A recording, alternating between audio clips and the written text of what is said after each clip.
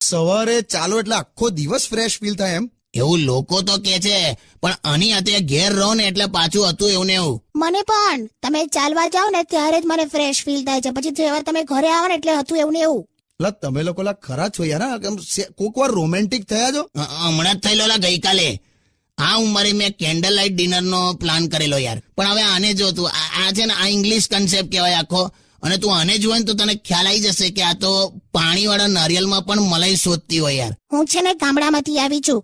મેં તો આમ કૂવો, ખેતર, ગાય, ગોબર, ભેંસ, ચારો, બકરી, બળદ, કૂતરા આવું બધું જ જોયું છે. એટલે તું આ બધું મિસ કરે છે. ના તમે છો ને એટલે બધું આવી ગયું. જો કઈ નહીં યાર કાકા, તમે કેન્ડલ લાઇટ ડિનર નું શું કહેતા હતા એ કોને યાર?